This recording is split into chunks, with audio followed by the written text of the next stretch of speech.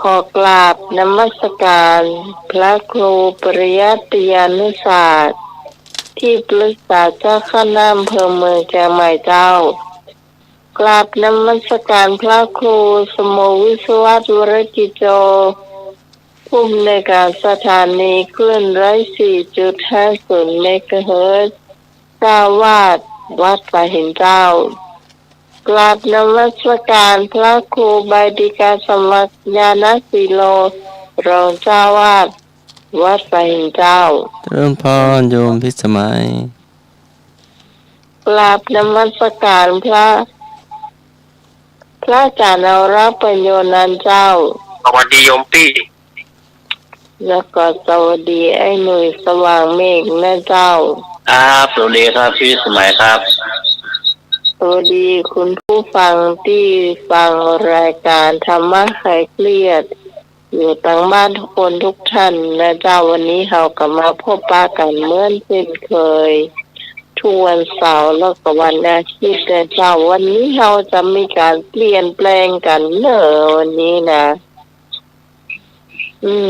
กำลังคิดว่าเราจะเอาหน่วยกล้าตายมาก่อนหรือว่าจะใด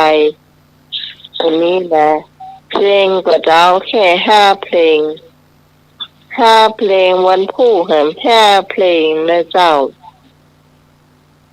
เพราะว่าเราจะมีด่านที่2ด่านที่3ด่านที่4แล้วด่านที่5นี่คุณเลือกเอาเองปัญหาทั่วไปหรือว่าปัญหาอย่างถ้าตอบถูกไป4ด่านนี่นะคุณก็ได้คะแนน3 คะแนนเต็มมันพูดว่าต้องตอบแล้วคนที่ตอบถูกแบบนี้นะมันพูดว่าต้องตอบอันนี้เพื่อโอกาสคนอื่นตอบเนาะก็คุณผู้ฟังที่ฟังรายการประจำเนี่ยมันก็มีประมาณเนี่ย200-300นะเนาะเจ้าความแค้นเนี่ยมันเดิมๆเนี่ยเจ้าเพราะฉะนั้นเอาอย่างใดดีเอาหน่อยกล้าตายดีกว่าครับใครจะไปหน่อยกล้าตายเพลงก็ต้องอยากเลยเจ้าอาจารย์เอาเขาตอบได้เพราะเอ็นดูเขาเอาเช่นนี้ที่ว่าเขาตอบได้แล้วก็ผ่านด่านแรกไปว่า1 2 3 4 5แต่ก็จำไว้เนอะคุณผู้ฟังไปบุคคลที่1ไปบุคคลที่2ไปบุคคลที่3 4 5นะเพราะว่าจะไปเจอด่าน2ด่าน3ด่าน4อยู่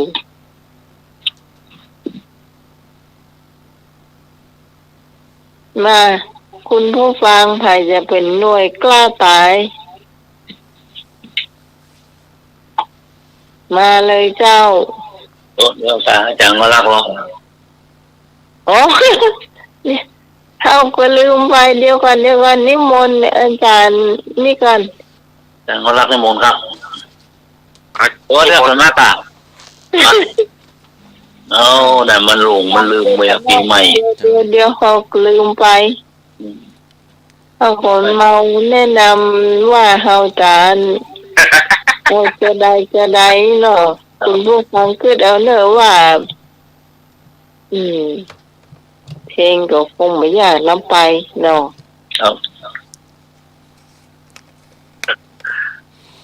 10 นิ้วขอนอบน้อมก้มกราบแด่องค์สมเด็จพระสัมมาสัมพุทธเจ้าพระพุทธพระธรรมพระสงฆ์ตลอดถึงพระอรหันต์ผู้ห่างไกลจากกิเลสและบรรลุธรรม10 นิ้วขอนอบน้อมก้มกราบแด่พระมหาเถรานุเถระผู้มีคุณูปการทุกรูปมีหลวงพ่อพระครูปริยัติยานุศาสตร์หลวงพ่อพระครูขอสิทธิปริยัติยาภรณ์หลวงพ่อพระครูสมุวิศวะวรกิจโจแล้วก็พระอาจารย์สมณเณรอารักษ์ครับผมครับผมนวัตการครับผมเจริญพรโยมวิสมัยหัวหน้าคณะรายการธรรมะขายแคดเนอเจ้านมัสการเจ้าลุงหน่วยตัวเนอ ครับผมมาสการข้าวจากคุณครูครับผม เจ้าท่านผู้ฟังทางบ้านทุกท่านเน้อขอเจริญพร ขอกราบนอบน้อมยังคุณพระติตรัยรัตนพานแพ้วพระเกี่ยวเจ้าทั้งสามประการไม่มีพระพุทธพระธรรมพระสงฆ์อันเป็นสารณะที่เปิ่งของหมู่เฮาทั้งหลายขอกราบไหว้สาบุญญาปารมีธรรมท่านอาจารย์ท่านพระครูสมุวิสุวัตวรกิจโจผู้อำนวยการสถานีวิทยุคลื่นพระพุทธศาสนาการศึกษาและวัฒนธรรม 104.50 ท่านเจ้าอาวาสวัดไผ่หินพร้อมไปด้วยพระสงฆ์องค์เนนทุกรูปทุกองค์ด้วยความเคารพอย่างสูงสุดยิ่งครับผมขอกราบนมัสการท่านอาจารย์ทัพพระครูใบดีกาสมัครยานสีโลด้วยความเคารพครับผม ครับผม สวัสดีโยมพี่พิสมัยผู้ดำเนินรายการ นมัสการเจ้า สวัสดีลุงหนุ่ยเนอร์ ครับผมมาสการข้าวจากครับ ขอเจริญปอนถือว่าเจริญปอนปีใหม่เนาะกับสถานญาติโยมผู้ฟังรายการธรรมะคลายเครียดในเวลานี้ โอ้วันหน้านั้นแม่จันทาเพิ่นว่าฟังอาจารย์ถึงก่อนได้เกินเดียววันนี้ของฟังเห็นตึงเกินเลย พี่ยายฟังก่อนเพิ่งเดียว ฟังปอนคือก็มาปะกันในวันนี้ ก็เป็นวันเสาร์ที่ 4 มกราคม พุทธศักราช 2568 เดือน 4 เหนือ เดือนหยี่ใต้ออกมานี่โคค่ำวันนี้เป็นวันใจยะเลิกเนอวันนี้ลงเรือสำเภาไปแก่เนี่ยเขาเฉลิมฉลองกันปีใหม่ ก็ผ่านไป4 วันแล้วนะจบขนาดว่าโจโลเข้ามานี่นะก็ผ่านไป4 วันละ เนี่ยเพิ่งลงเรือสปาไปแก้วันนี้วันดีเนาะ วันนี้วันดีบอกลงเรือสำเภาไปแก่เนอะวันนี้นะ ไม่ใช่อย่างที่พี่ได้ยินเมื่อเดียวเนี่ย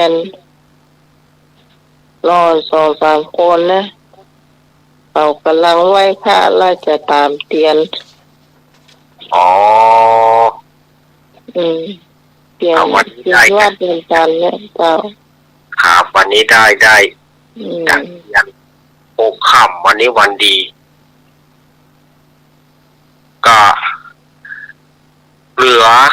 ประเดี๋ยวนี้นะเอาผ่านไป4 วันเนาะก็เหลือแถม361 วัน ในปี2568เนี่ยหักลบแล้วนะเหลือ361 วันอย่าสถานญาติโยมเฮ้ยวันเวลามันโว้ยกำเดียวเนาะ นานเนอะ นะกะกำ เงิ เดี น ยว ที่ปีละกี่วันน่ะ นะวันพุธก็ 6 วันวันพุธก็ฮักไปแถม วันฮือก็ฮักไปแถม ก็งานเฮาใกล้เข้ามาแล้วเนอะสถาน มา ญาติ แล้วเนอะ งานเฮาก็อาทิตย์หน้าแล้วนะ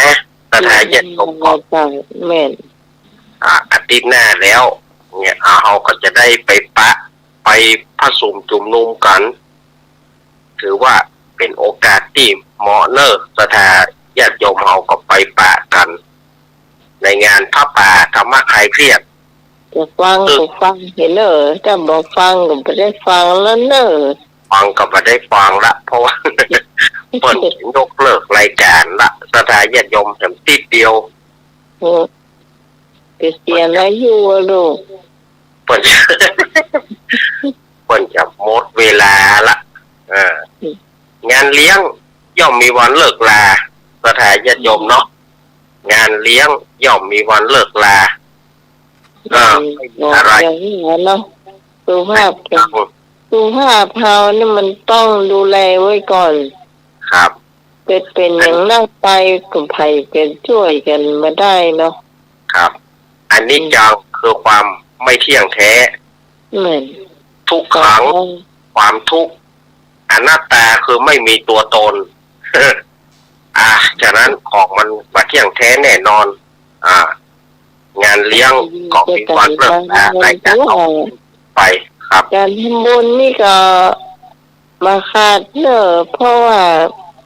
เวลาเราจะเอิ้นหาการเราก็ได้โทรศัพท์และเสาสื่อสารในกันว่า จะไปทำบุญวัดไว้เห็นดีกว่าให้อ่ะ ครับ อันนี้ก็ยังได้อยู่เนาะ นี่อยู่เจ้า อ้าว จะได้อยู่ไอ้หนู เดี๋ยว เจ้า คุยได้ตักใจคุณผู้ฟังก่อนเนาะ ครับขอบคุณครับครับขอกราบน้อมมาถึงรานุเถระทุกทุกคนของครับทั่วโลกครับผมสามเณรทุกคนองค์ครับ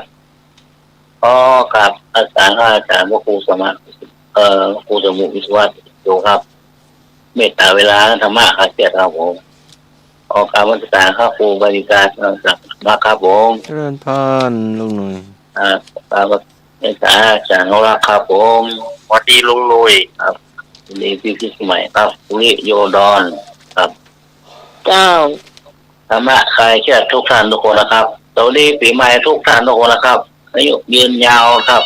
รู้สบายนะครับผม จะมาแล้วกันหน่วยกล้าตายมาเลยเนอะ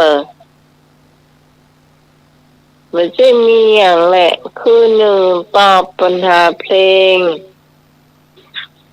ด้านนี้ต้องผ่านก่อนเจ้า5 คนต่อคนแรกผ่านไปคนที่2มาคนที่3มาคนที่4มาคนที่5มาแล้วก็หยุดก่อนแล้วเจ้าหน่วยกล้าตายเจ้าจะไปเล่นกับมาแต่เลยเจ้าไม่ต้องกลัวไม่ต้องกลัวเจ้า